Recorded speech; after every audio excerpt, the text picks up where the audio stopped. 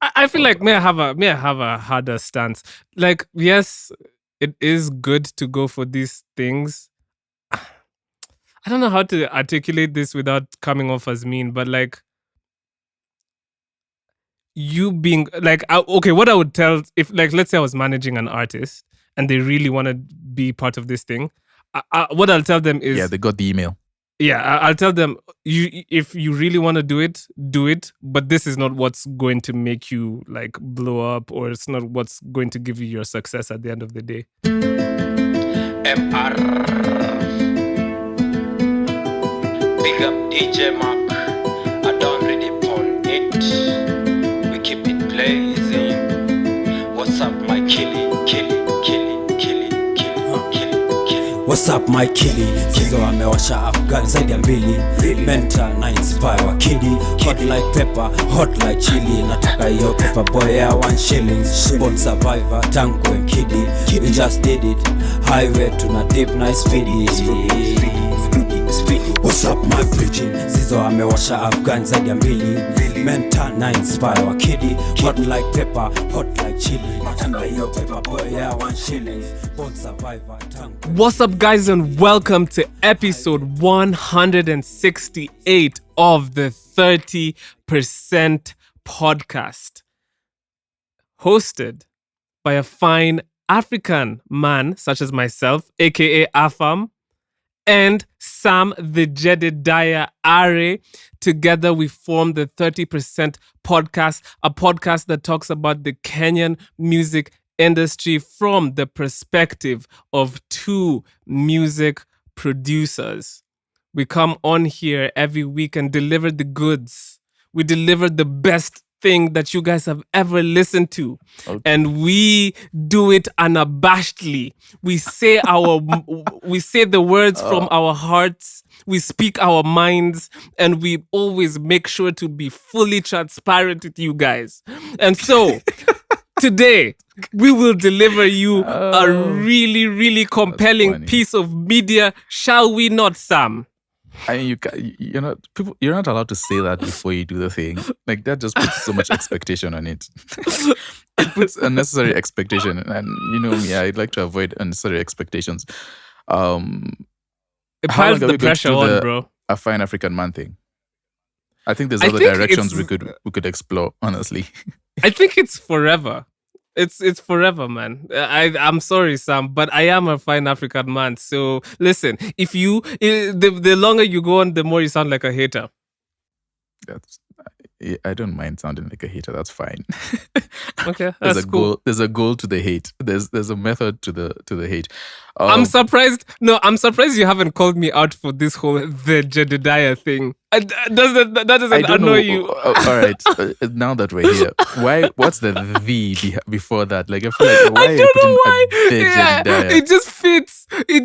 I don't know why. Like, the name Jedediah is such a powerful name, but it's such a powerful name. It makes you sound like a warrior. And that's why I started doing it. It's I don't know. I'm sorry, warrior. Sam. When I think of Jedediah, I think of a man standing in the cornfield.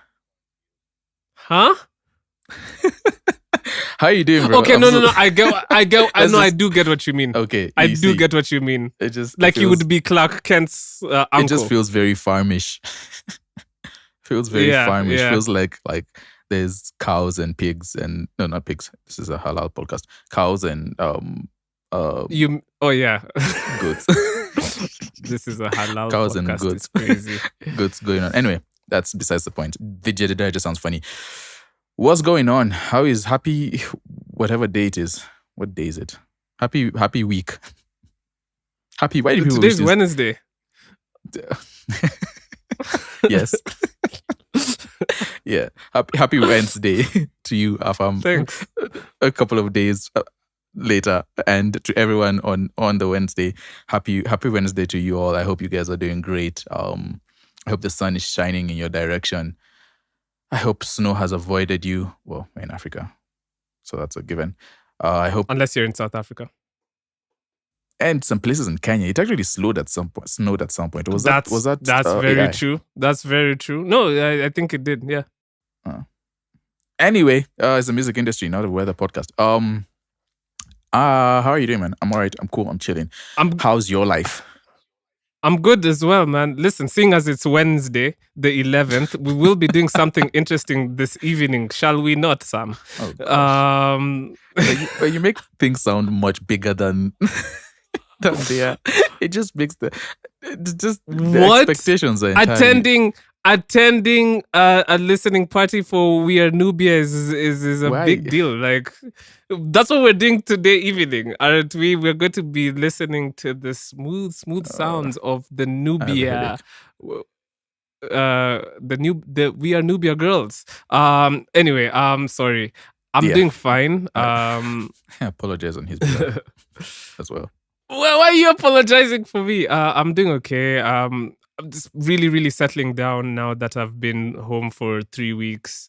Seeing friends, attending some events here and there, being outside a little bit, making my presence felt, making Nairobi know that, yo, listen, Afam is back in all his glory. So yeah, that's really what's been going on. Speaking of shows, Sam and I went out this week to see Njoki Karu live At the Beer um, District. at the Beer District, and that Yeah. was really It was a good nice. It show. was really fun. It's usually so that show. So every Wednesday, or well, I guess for the past few weeks, Kenyan Pick have been doing a show at the Beer District, and this week happened to be in Njoki Karu, and oh my God, what powerful vocals those were! Very powerful. She's powerful, man. Yeah. She Very, generates a very lot of talented. power in those vocal cords. And yeah, man, just seeing all the guys, Kinamali and all them, was pretty cool. Pretty nice. So yeah, that's how my week has been. That's cool. Me, myself, and I, just chill, just living a life, living a good old life. Being out was fun, actually. And just seeing people outside enjoying music, that's always cool. I love sitting around and watching things happen in real time. So yeah, Jokikaru and Newman, who's a guitarist but also doubles up as her significant other, put on a very Doubles very up as her significant other is just Put on- funny. put on a very very good show. Like the chemistry, it's very cool to see that chemistry just play out on screen. And having known Newman before he became a big superstar, it's just also cool to see like people grow. So shout out to him. And that whole pairing, man, is cool. And Joki is always she's Kenya's Adele, bro. She needs to be on more platforms than she is. Maybe she doesn't want to be on those platforms. Maybe she's down to earth and knows that the industry is vile and wicked. But she's very talented, and yeah, just performed some of the songs that you know her from, some of the songs from like previous scores that she's done, and then some joints from her project. And different renditions of them too. It wasn't just the same thing, and it was mostly guitar now. So that was great. But yeah, it was good. We could hear her. The sound was also decent. They at some point they were playing around with the reverb a bit too much, reverb and delays. But for that sound I get it. Like when someone is yelling and screaming, they're so loud on a track. Like you want to amplify that, and reverb is the best thing. It's just that those consoles don't necessarily have the best reverb, and this is a nitpicky thing. But their reverb Yeah. and their delays are very like standard. It's not like cool like the ones you'd find on a DAW when you're producing. I know exactly what you mean. Yeah. Yeah, so it just sounds it takes the a lot. default reverb. Exactly. It takes a lot to pull it off. And that the way that you hear the effects that are done on vocals live also depends on the venue you're at, and the spacing and everything. So anyway, she still sounded great when with or without reverb. Newman sounded great as well. The guitar was good. They did their thing. So shout out to them, everyone who came out. I hope you all enjoyed yourselves. And yeah, need to attend more of those now. But I know, man. We need to be outside a little bit more, experiencing the live music. One thing I forgot to mention about my week is for those of you all out there who are watching A Night of the Seven Kingdoms, the spin-off from Game of Thrones. Listen, pure cinema, pure cinema, guys. I know. It's like just so good. But anyway, shout out to Duncan Egg. I'm sorry. Shout out to what? Duncan Egg. An egg. An egg. What? Is that Like something my from eye. the show that if you're only watching the show, you'd know? Yeah, it's the two main characters of the show. Dunk and egg. Okay. Hey, shout out to Dunk and Egg. Shout out whatever to they Duncan Egg. Okay, so Sam, one thing I learned about a little bit more in depth when we went out for the Jockey Karu showcase, in having conversations with Mali, it was the whole Tusker thing that's happening right now. Because Mali is one of the people who is a part of the base to Billboardz. I always find it funny how they name such things, base to Billboardz, and then with a Z at the end. Yeah, it's yeah, cool, that- you know, it's cool. I think It's like, it's I like, think oh, I think the it's Z Gen at the end. The Z at the end is like a 2000s thing. I don't think we need to keep like pushing that. Like it's over for the Z's. Like it can just be Billboardz now, right? It's over for the Z's. it can just be a Billboardz, but that's neither here nor there, I guess. Yeah, so base to Billboardz is Tusker's new offering. So in the past they've had Tusker Project Fame, which is the most popular iteration of this kind of thing. And then they've also done Tusker Nexters in the past, which showcases, you know, upcoming talent. We've had people like Zaituni Wambui come out of things like Tusker Nexters. And now we have Base to Billboardz, which is essentially different in the sense that there won't be, Sam, any prize money at the end. This Base to Billboardz offering is more about fashioning the artists into the sharpened tools the artist. music industry requires. It's more about artist development. It's more about longevity. So I don't know why most of the articles or the publications have picked it up as BN partnering with.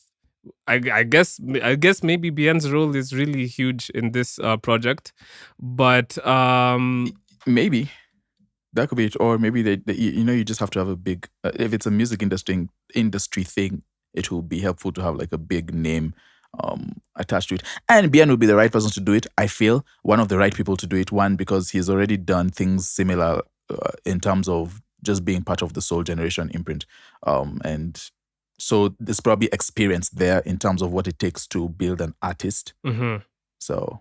Yeah, he might be one of the right people. I know there's maybe a few different ones, but his name comes to mind when it's like the right people to at least consult for this kind of things. So yeah, and so reading here, KBL through its Tusker brand has partnered with musician BN to launch Base to Billboardz, a new music development program targeting semi-established Kenyan artists seeking to transition into mainstream success. The initiative unveiled this week positions itself as a career accelerator rather than a music competition. It targets artists who already show measurable traction, including released albums or EPs, live performance experience, at least 1 million cumulative streams, and a growing online following of more than 8,000 fans. The program does not feature a cash prize or a winner-takes-all format. So how I understand it is there's going to be 30 artists, and then they're going to whittle them down to 6 artists who will go through a rigorous 6 months. I'm not reading now, guys. I'm just freestyling now. They'll go through. Sorry, yes, I just had to like make that distinction. So they'll go through 6 months of this training, and they'll have 3 coaches. They're going to have Chiki Kuruka, teaching them how to dance and being their dance choreographer. They're going to have Uwaya Tajiri as their songwriting coach.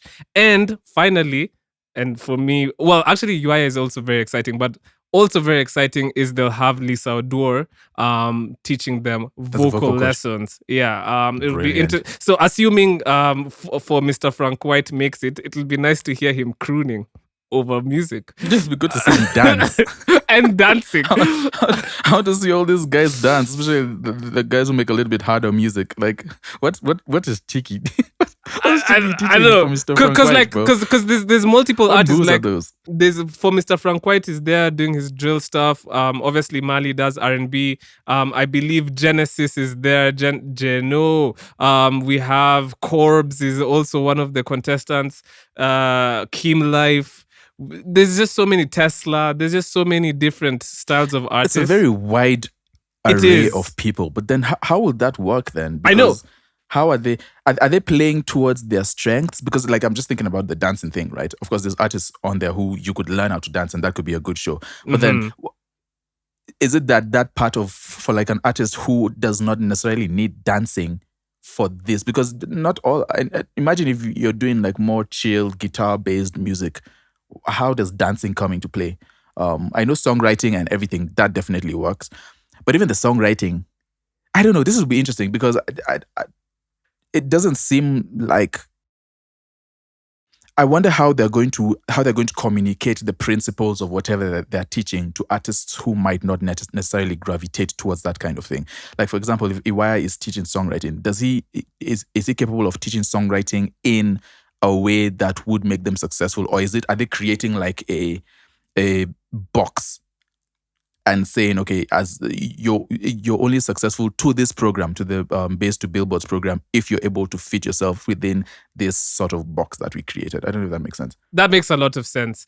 And also, there's the added context of apparently at the end of the program, they want to release a joint project and have this super group kind of, thrive and release music that everyone gravitates to. So I feel like that's the premise. Okay. That's the premise of the show. You have Bien. He's going to be part of like the selection process, and obviously his name is stamped there.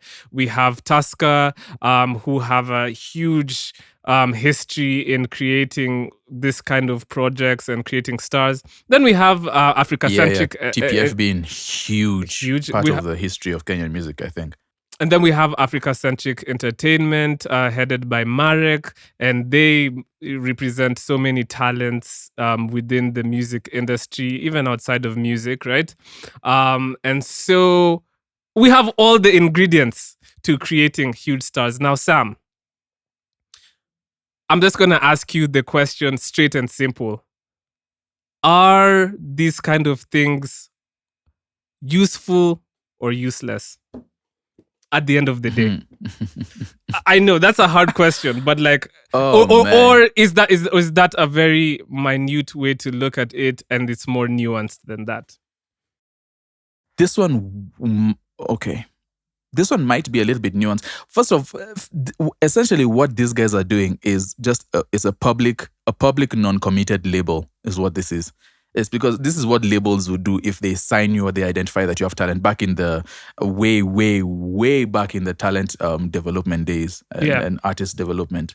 Yeah, that's obviously done now. But then this is what you do. Like you'd sign, this is what a label would do, right? They'd sign an artist who has some bit of a following and there's a buzz around them, and then take them in and then now let's amplify them, teach them how to sing, teach them how to write, put them in places. Of course, there's production value, which these guys have not emphasized as much, but I'm pretty sure it will be there. And just other aspects of it, image, consultancy, all that business, just to amplify an artist. I like what these guys are doing. And it could be slightly different because they've taken out the reality TV from it. They've taken out the things that make it exciting to watch, and I think that when you introduce the image rights, everything to do with image in terms of TV and this kind of incubator shows or similar incubator shows, I think that's really what messes artists for many reasons. But I actually went down on a little bit of a rabbit hole, just looking at successes and failures of this kind of show and like who has succeeded. I think this is good. I mean, it's left to be seen, obviously, but I think the idea is right. In terms of just doing things behind the scenes. Maybe the end product, I don't know about the whole group. I'm not too excited or sold with the whole album thing. if you ask me, I mean, it'd be cool to see some of them collaborate with each other, but then I don't know whether the end goal is that or the end goal is something to do with the artists individually, because they got into this thing individually. And do they also live as individual artists, or are they tied down to some sort of connection that they have to fulfill because they succeeded at this? So Okay, so Sam, let's put on our tinfoil hats. oh boy. So here's my perspective on things, and maybe this is a bit of a jaded perspective. Having been somebody who has been part of this kind of thing, I kind of have a little bit of insight into the motivations behind this kind of shows. Okay. When I say that, I was part of the Booming on Boomplay thing that happened a few years ago. And then at the end, there was like 10 winners and they got to record music and be in a studio. And then there was, we had talks from people in the industry, etc., etc. And that's all great, right? But here's how things actually work. Life in Earth or on Earth is dictated by money and profits and also I was attention. like, where are we going? Huh? Okay. I was like, where are we going? But No, right, listen. I've had time to really think about this. Now, when it comes to like the big shows like Tusker Project Fame, for example, or X Factor, or America's Got Talent, or The Voice, or so many of all these shows that we all watch, and to be honest, highly entertaining, at least back in the day when they were still novel. Now obviously we've seen so many of them, it's boring, right? But back in the day they were highly entertaining, right? What's the point of those shows, Sam? You know what the point is? Initially exactly, Sam, you got it, you hit it right in the nail, or you hit the nail right on the head. It's it's you hit it right on the nail. That's not the same. Yeah, that's not how it goes. Not how you say That's that. not how it goes. You hit it right on the nail. Okay. What is that telling us? The point is to entertain, because behind entertainment there is revenue, right? What's the thing? What's the most memorable thing about Tusker Project Fame? In my eyes, or from what I remember, it's all the viral moments from the funny auditions. For me, that's what I remember the most. Yeah. Right? It's the auditions. Yeah. And even in The Voice or X Factor, etc., it's always the stories. Remember how they always have like really sad stories, like backstories, and then like this one. Everyone's mom has cancer. Yeah. Everyone. And then, or it might be everyone went through poverty. Or they all what you grew up poor. It's or crazy. what you see at the end is like, oh yeah, Samuel Cowell hit the golden buzzer, and then that's all big, and then it's viral, and then you see all the clips on TikTok and all the clips on X, and then it's just like, wow, yeah, you know what I mean? But then and it's the guy at the back holding up a big sign to the contestant yeah. It's, So what does that drive? it's all That fake. drives attention. It's ratings. Ad revenue. Ratings and ad revenue. Sam, you're just kind of you're saying everything. You're saying everything that I'm thinking right now. You know what I mean? So it's all, what it is a huge production, a high budget production for TV that brings a lot of eyes, and all these sponsors are gonna see this money, and everybody's gonna make a lot of money. And then what happens at the end?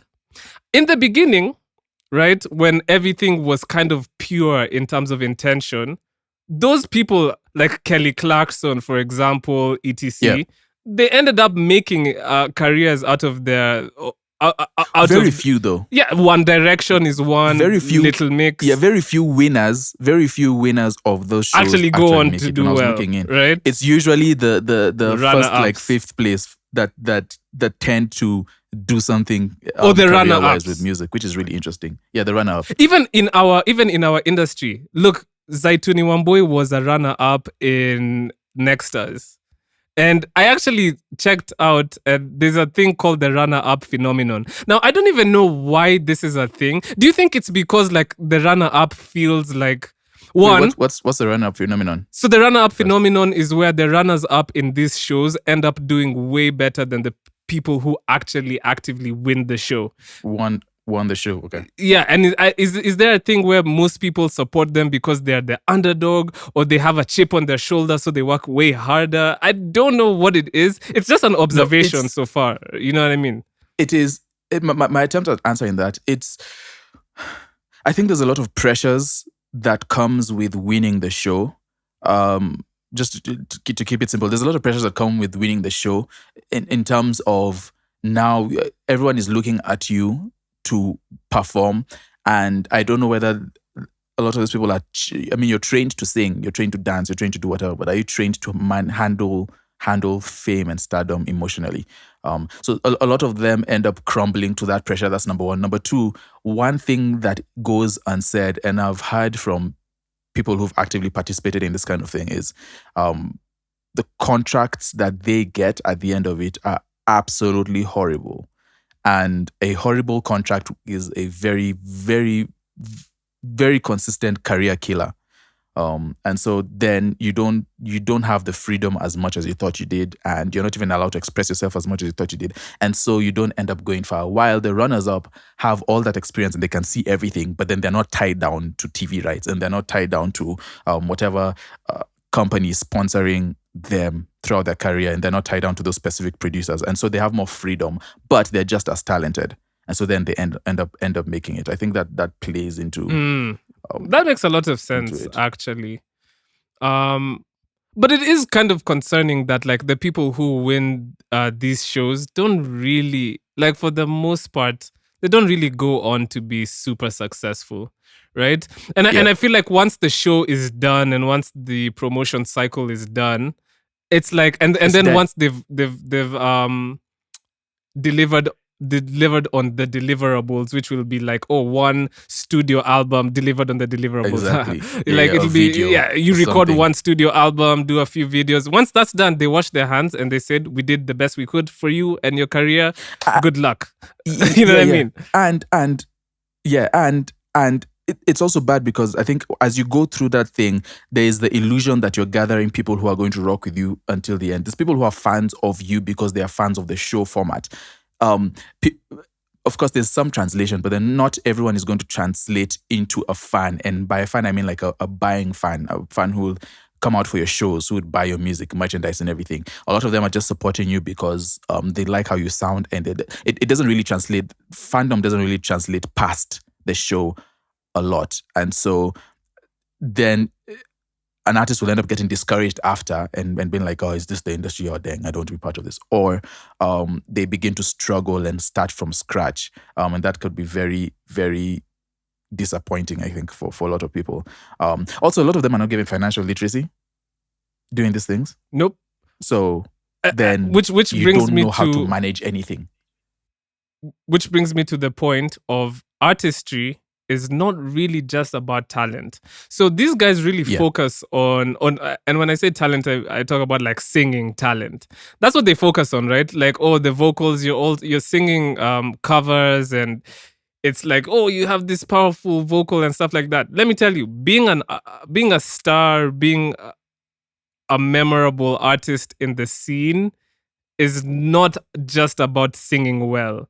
There's so many things that go behind marketing and branding and all that stuff. That's that like really the gets base of it. That's the foundation. Exactly. And that gets really lost, which brings us to incubators such as Base to Billboardz, which try and plug that gap that these outright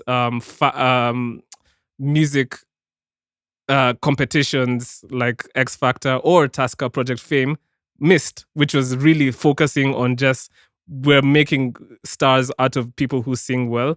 Now the incubators try to address we're going to take you through master classes on marketing and this and the third. So on paper, an incubator sounds like a way better prospect than just a competition, right? But back to the original thing I said about having been involved in some of these things and kind of seeing through the veil, as it were, is, as I said, everything really is about money. So we've already debunked that these music competitions, it's really just about TV and ads and retention and our attention to these shows, and that's how they make their revenue, and that's why it's profitable. And the artists who should be the focal point are really just tools to, or they're a means to an end, right? Now, with the incubators, a lot of them, how they happen is, yes, there's also ads, there's also whatever, but there's also investment that comes into these shows. And usually, when you're trying to get money from people, sometimes there's stipulations. So you know how you can apply for like a grant or something, right? So you could actually, like, there's people who are well intentioned and they'll be like, yo, for the year 2026, we want to put $300,000 towards creating the next African superstars. And so that's the intention. And they are, let's say they are a consortium or a firm or like a, you know, one of those, what do you call them? Not an angel investor, like a, it's like something for charity or something. Like they're trying to like really, really do some goodwill, and they'll be based in like Europe somewhere. And this is what they want to put their money towards, you know, helping African music and stuff like that, right? Cool, amazing, well intentioned. So then there'll be like a firm in Africa, and they'll be like, yo, these guys are giving money for something like this. Let's draw up like an idea. Let's create an idea. Let's call it Stars from the South. And let's create this whole thing, and we'll make it an I'm not saying this is just what I've observed, right? We'll make a whole thing, they'll fund us, and then we'll have all these different artists come in and do their thing, and then we'll say we'll record one album, and then see, that's it. We're done, and we've actually spent the money the way they wanted it to be spent. Sometimes people who are not smart will eat a huge portion of that money. Are you accusing these guys of wash? Is that what you? No. I'm not accusing anyone. I'm just saying things that I've observed. Oh, okay. Just anonymously, right? Yeah. Just generally. I'm not accusing anyone of anything, by the way. But I am saying that a lot of times it's really not about the artist at the end of the day, which is why I think if you ask me, Afam, me as an artist, should I go for this like competition, or should I like put myself into this like incubator series that's happening? Like, it's great for exposure. It's great to like be exposed to people so you can network and like all that stuff. That's actually really clutch. But I don't think it's the end all be all of you being successful in the industry. I would say, even, I'd go as far as to say that, bro, like, doing it on your own, figuring out the ropes of the music industry through experience, through releasing music, through throwing your own shows, through making mistakes, and then learning from them is way better. Because, you know, some of these things, they feel like you're skipping the line. It feels like, yo, like, you know, if, you know, what they do is like they also in a way kind of prey on our hope for success. Because, you know, it's like, yo, if I could just get into this thing, like I would be that much closer to being a star. But really, that's not how it works in the real life. I sound like I'm being, like I sound like such a tin hat person right now. Yeah, exactly. Very, very negative. I mean, there's truth to what you're saying. It's important as an artist to learn, and regardless, during that journey, whether it's the older formats like the TPFs or this newer format of how things are going, you're going to have to do things on your own at some point. Like, guys are not going to hold your hand all the way up the Grammy stage, from starting from essentially nothing, in quotes. Of course, a lot of these people, and this, back to your point on investment, a lot of this kind of things, like we said, there's not much financial guidance, which is very important as an artist, and just learning how to invest in your artistry. What they just do is there's a prize money at the end. So here's a bunch of money. Here's 1 million. Here's 3 million. You figure out what to do with it. These are people who are just coming. These are regular lives. It's not guaranteed that a lot of them will reinvest that into their career. What I like about this one, or at least what it says it's doing, is that it's investing in the artist, and so there should be rather than just giving artists a bunch of money because they're talented, they show you how to use it to amplify your talent, and to create the right structure to make your talent grow and to present it to the world, which is good. But then, like Afam is saying, it's cool, it's good, and I don't think it's negative, again, because if you're talented, you do deserve.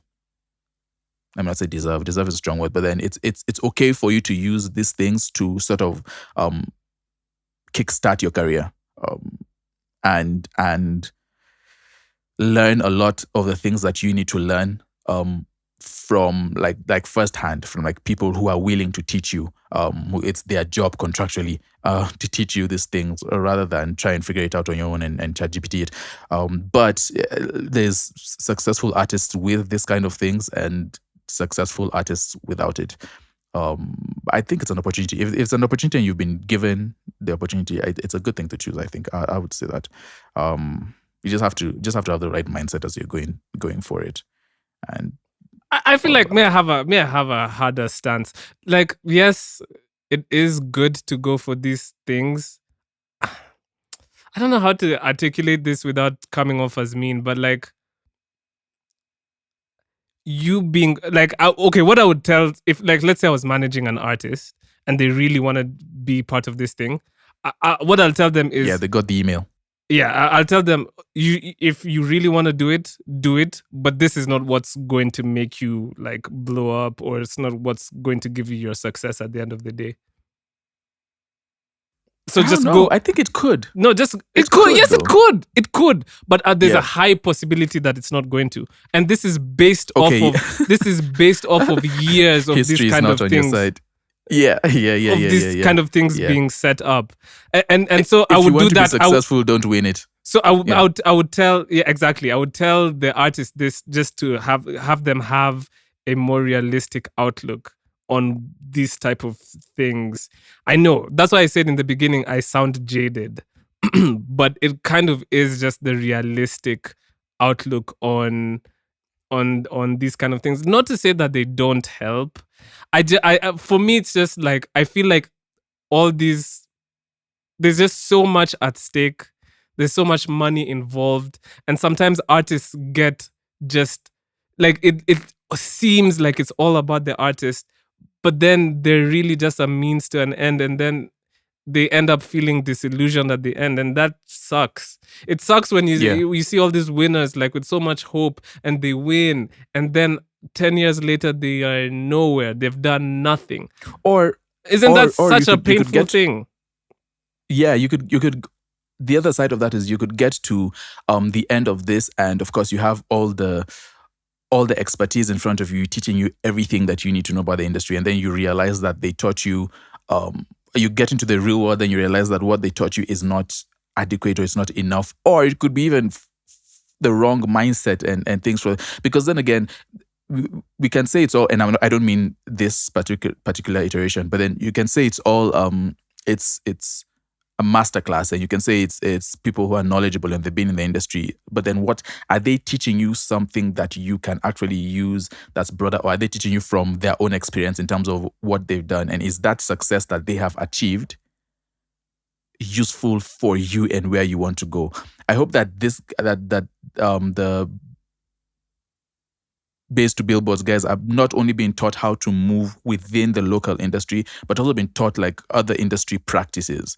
And just like how they can achieve success, even if that's not their goal, but then how they can achieve success outside of the local space. Of course, some of those artists like BN is currently like doing really well outside, so that's a good thing. But then that's also another important part. Like sometimes you can be taught how to sing in a way that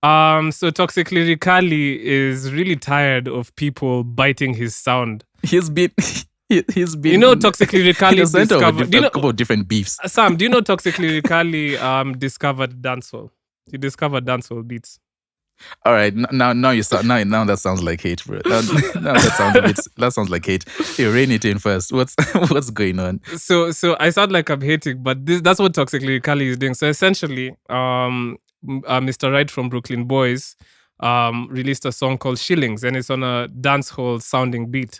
And he releases it, and then like a day later or something, Toxic Lyrikali goes on social media to say that these artists, he doesn't specify, but he says, hey, these artists were doing drill and now they're hopping on dancehall. Like, people should stay on their lane.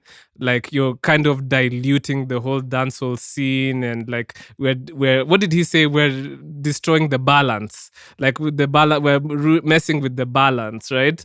Because The he's balance. But okay, so here are the facts. Toxic The balance Lyrikali is funny. really made the dancehall sound very, very mainstream. And I will give him Again. that for sure. And it's not like he also wasn't the first person to hop on dancehall, but he's the person who did it right in terms of he made it what it is now. There's people who did it before him, but he made it what it is now because of the work he did. I don't take away from that.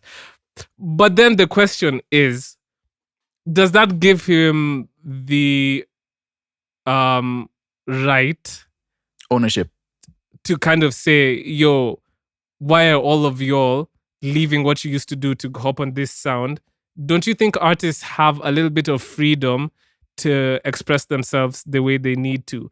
I mean, as long as you're not being a sellout, Sam, imagine as a producer if you were told you can only make trap beats because that's what you came up making, and now if you venture into R&B, like, nah, bro, you're ruining the balance. Yeah. I don't know. Yeah. You're ruining the balance is funny. Even if you think about it, him hopping like post backbencher, like he's hopped this newer releases, like he's hopped on different sounds. He's done some more trappy stuff. He's hopped on different sounds. So does he open himself up to that same criticism from other people? Can the strappers say, bro, like, get off our beats?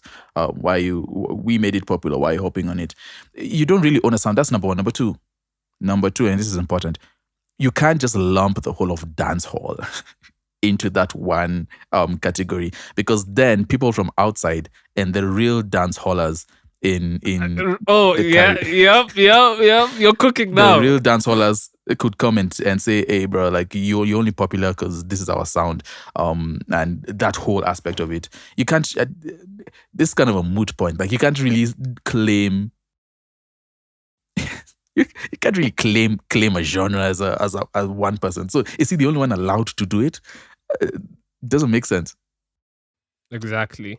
And for Doesn't me, make sense at all. For me, it's just like, I feel like if Mr. Right releases a song on dancehall, it's not going to take away from Toxic Lyrikali's success in any way, right?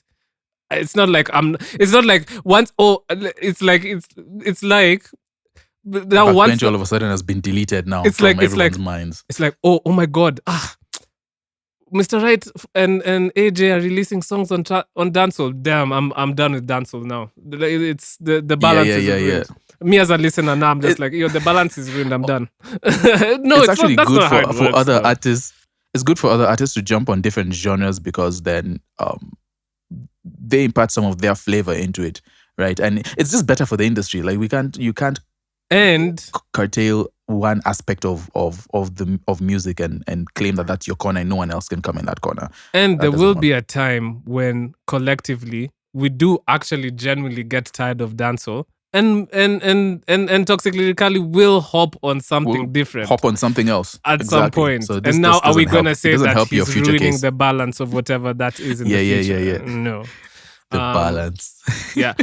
I don't know. I feel like Toxic I like that. Lyrikali, I like the balance. I feel like my frustration with him is like he's always on live saying something against someone, and I always used to be like, wait, Are people just like, because he's the biggest guy right now? Is it because he's getting all this like artists like coming for him because they want to be associated? In some cases, it's true. Like when Paroti was singling him out and stuff like that. In some cases, it's true. But also, I feel like he also matches the energy, and he's also like, guys, we want hits. We want great music. That's what we love you guys for. It's all the other stuff is interesting, it's entertaining, but like sometimes it could be strategic. Sometimes it could be strategic.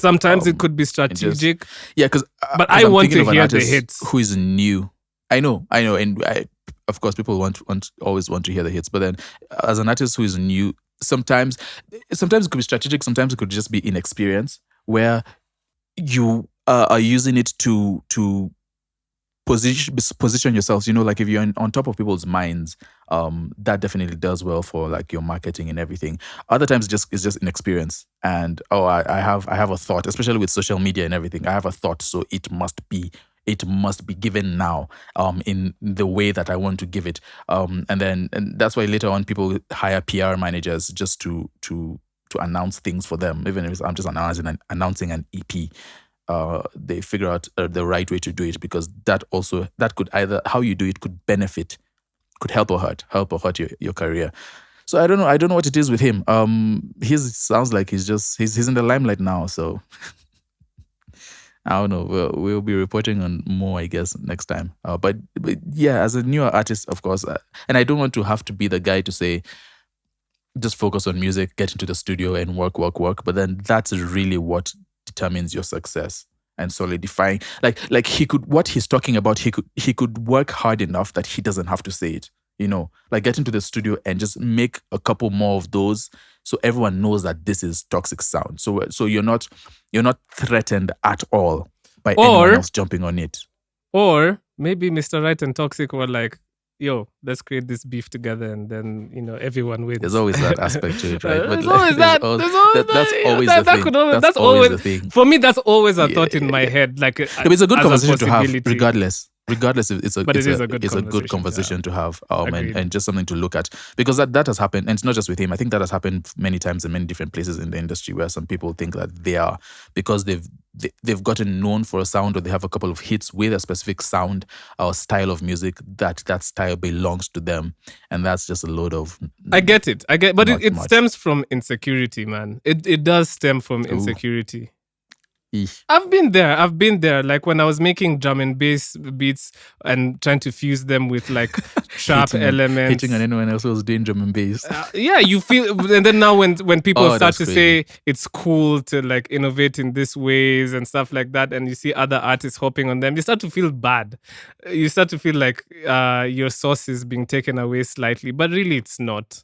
And so I know where that feeling comes from. So I empathize on that level anyway.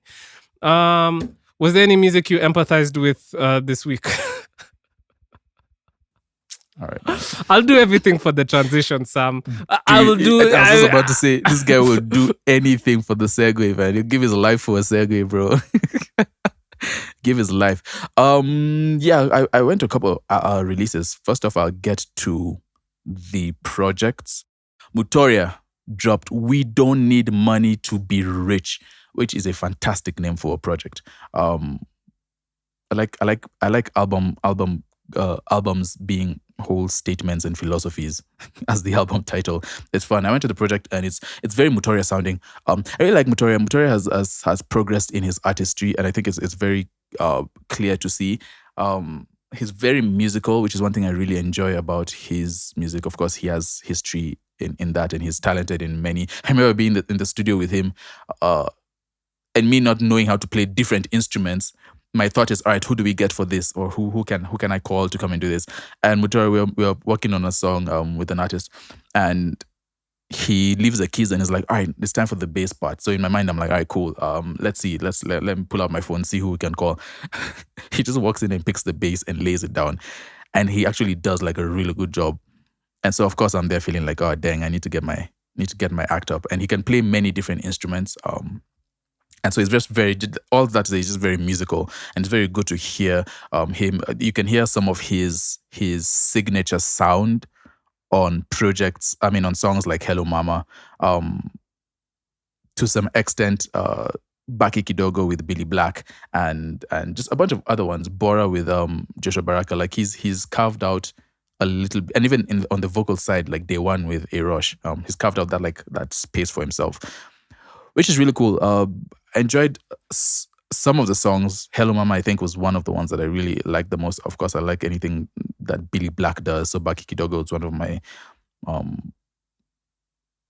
favorite songs on the project. He featured the Babas quite a bit. I think I heard their voices in there. So, and then he also featured them on the song Kavinya, which is number 12 on the project. So shout out to him, and shout out to Mutoriah. He works hard and has dropped a project for us.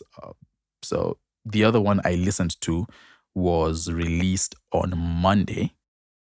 Muthaka's project, Off My Chest, dropped.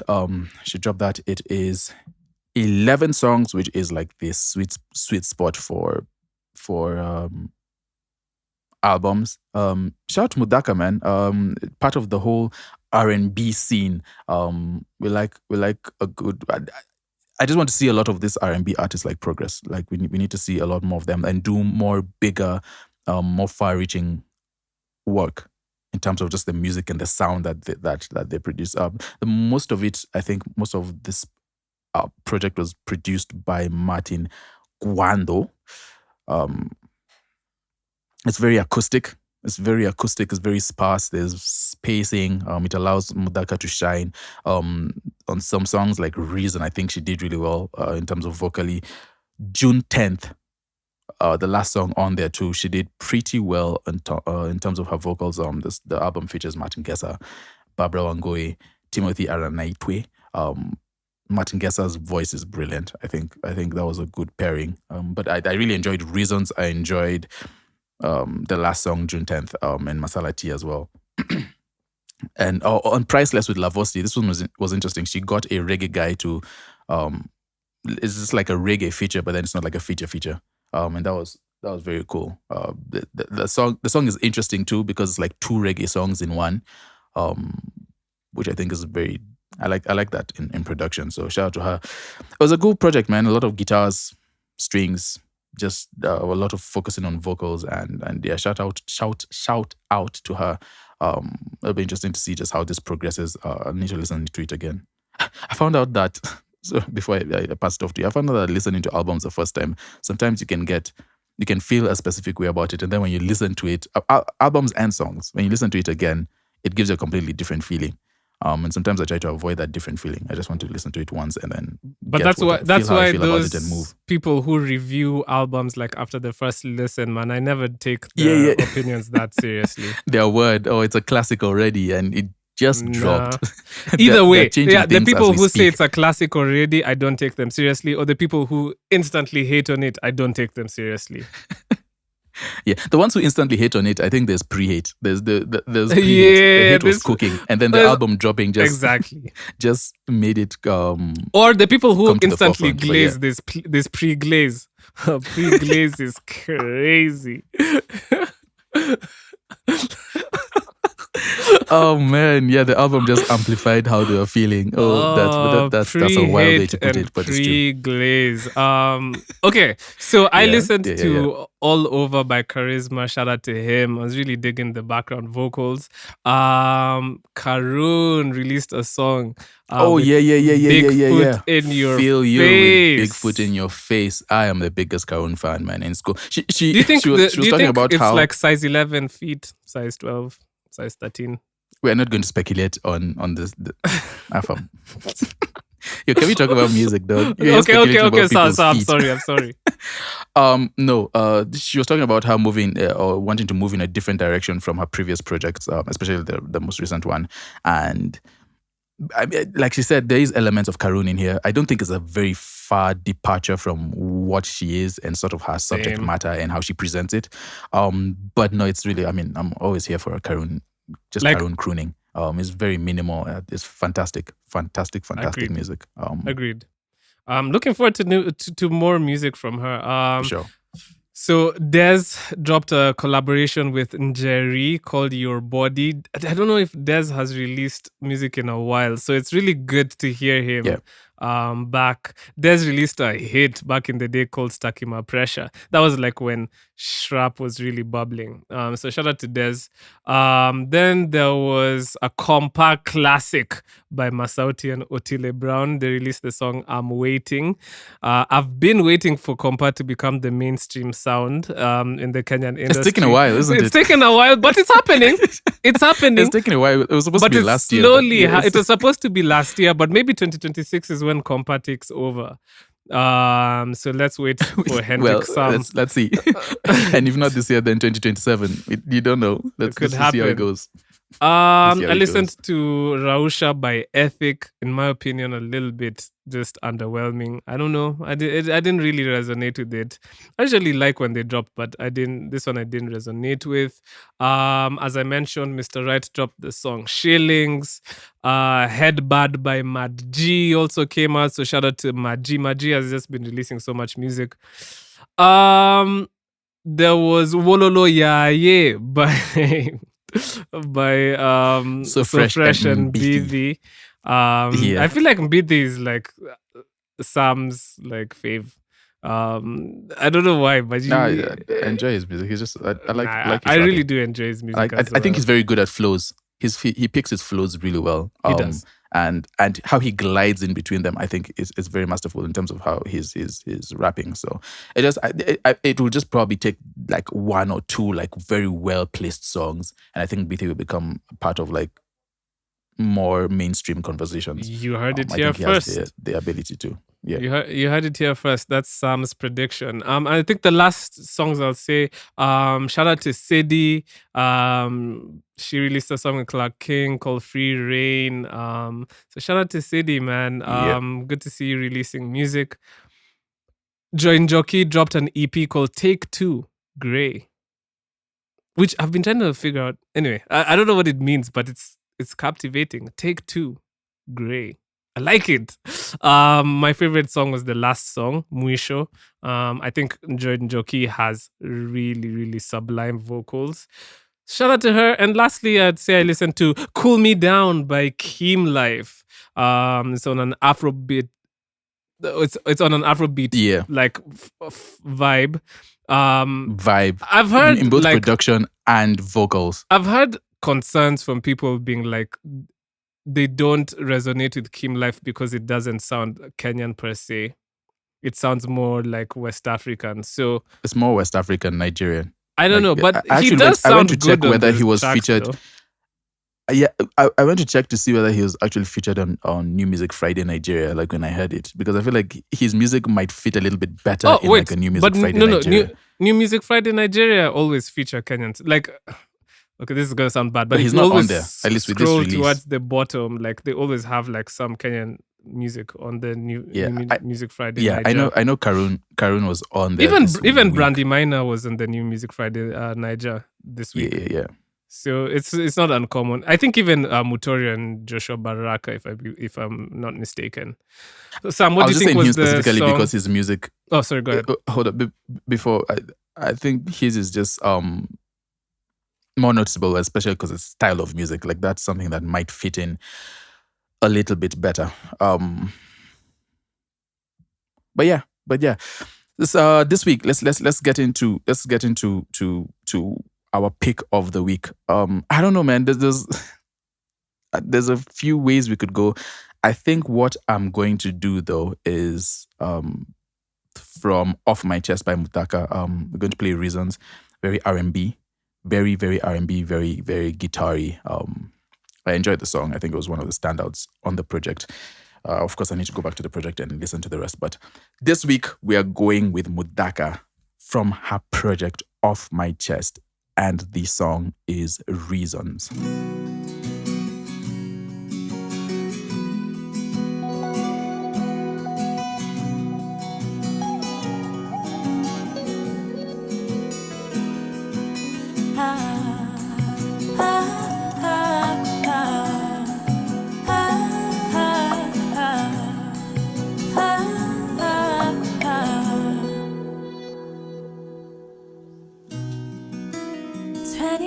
nights ago, I told you I'd like to go. Wherever you are, I'll follow. 21 nights ago, you told me you'd like to be wherever I was, just with me, you told me. And that's when you kissed me under the street lights. You see the red and the moonlight is glowing on my face, and I can feel the warmth coming from your skin. Won't you tell me where you've been? I think that I have found a reason why. I found my reason why.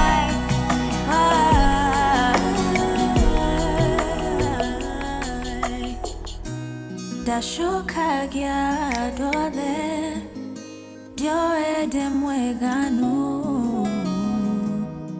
but you made those fears go away. Nageshira nyorade no. You made the sound slip away. You said, oh God, take my hand. Don't get to get it, my door, my cool.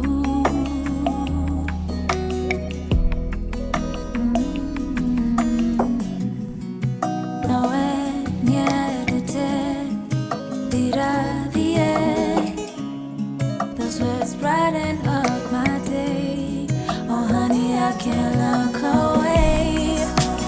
Under the street light, silhouette in this moonlight is glowing on my face, and I can feel the warmth coming from your skin. Won't you tell me where you've been? I think that I have found my reason why. I found my reason why. And that's when you kissed me under the street lights.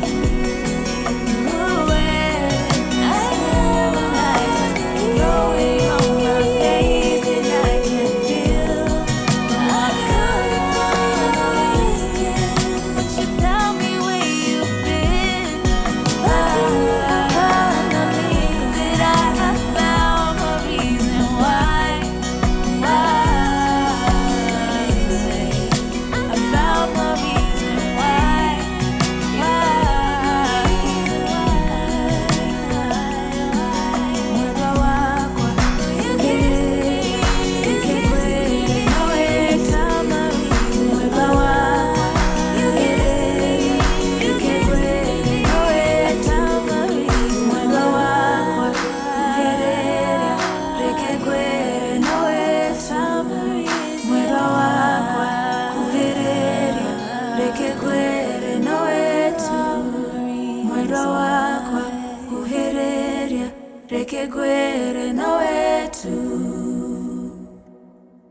That was the lovely Muthaka with Raisins, and it's just a fantastic song overall.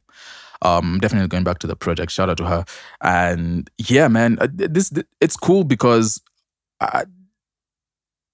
we need to see more of like this. Like we have a lot of Afro R&B, but it's cool to see like more R&B, and just our interpretations of that. And I think once we start doing that at a high level, that would be good. Shout out to the producer on there, MG, and everybody else who was involved with the instrumentation and all that. I think it's a very good project. And shout out to Muthaka, Yes, man. sir, man. Congratulations on the release. And I can't even list the reasons or the number of reasons why Sam and I Jeez. love you guys, man. There's just too many. We should just like end the podcast after the music review because you usually go off the rails. But all right, I don't go just off keep the it short rails. though. But listen, we started this podcast because we wanted to see Kenyan artists played more and paid more. And also because we wanted to see more Kenyan music being highlighted, being the forefront of conversation. And we wanted to see that percentage go up from 30% to even 100% if possible. Also, Not possible. also, But good try though. if I'm you're sure new, we'll try. we'll try our best. If you're new here, we like to end the podcast with the 3 C's, which is a mantra that I devised for myself to kind of help me in my artist journey. The first C being confidence. You need to be confident in your art. If you are not confident about it, trust me, no one is going to want to listen to your stuff. Number 2, consistency, which I maintain is better than talent. Being consistent is what's going to make you successful. Being good at what you do might make you successful. And I say, and emphasis on might. If you're not consistent with stuff, trust me, you're not going to get as far as you think. And lastly, craft. Always work on your craft. Always carve out some time in your schedule every day to do what you love in some capacity. Trust me, that will go so far. And guys, that is episode 168 of the 30% podcast. Yo, Sam, what do you want to tell your adoring listeners? I'm not doing this with you. I'm not my adoring listeners. If there's anyone out there who actually does adore my glitching and loading when I'm speaking, I really appreciate you. I appreciate every single one of you out there. If you're on the streets and you see me, come up and say hi. Oh, wait! Sam! Let's chop it up. So, I was talking to my adoring fans and you're interrupting. Sorry. I'm done. Go ahead. No, I'm done. No, I was going to say.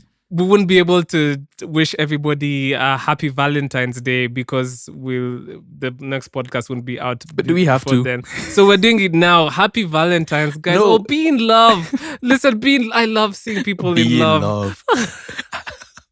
You love love. I love love. But Sam, that's the most corny thing that anyone can crazy. say. I love love. I hate love it when love say, as I a love grown love. man too. I mean, it's okay to love love. We all love love. Love is love. Love, as the great poet the Powerpuff Girls once said. Yeah, love, love. Bro, that's a banger though. Like, no, but Sam, genuinely, that's one of the best songs to come out should of have been cartoons. on the Billboard charts. It really should have. Me to that one. Sam is being sarcastic. I'm being very serious. well produced. That big dead ass. That was an amazing song. Yeah, I deserved a Grammy. Song of the Year over Michael Makes Jackson. the world go whenever it came round. out. Love, love, Yeah. love, love, love. La la love. Makes the world go round. Happy Valentine's to all those who will have a happy Valentine's. Sad Valentine's to those who are going to have a sad Valentine's. We know some of you are planning to break up the night before just because you're just vile and evil human beings. It's okay too. That's horrible. It's fine. And remember, guys, the government banned you for making those roses with notes. So please Government don't. be finding a way to butt into everything too. Let It guys really just does. love each other. I don't even see what's the Without issue with that. Like, why is that such an issue that they had to make an official because statement? because it devalues the Kenyan currency, which is How? a very staple part of, because it's almost like using it to wipe your shoe. It's like, No, it's not. It should be used for commerce and trading, not to display your emotion. Actually, that's Commerce all it's and used trading. for. Is to display your emotions. Anyway, I don't know. The government just be banning stuff. I think they thought it was a good idea in a meeting. Someone suggested it because their significant other was given flowers and they got mad. And so that now it's become government policy. That's how government policies are created. Hey, I don't make the rules. Thank you guys for listening. Let's wrap this up. Yes. Go be in love. Or not. I don't know. Do what you want. We'll catch you in the next episode.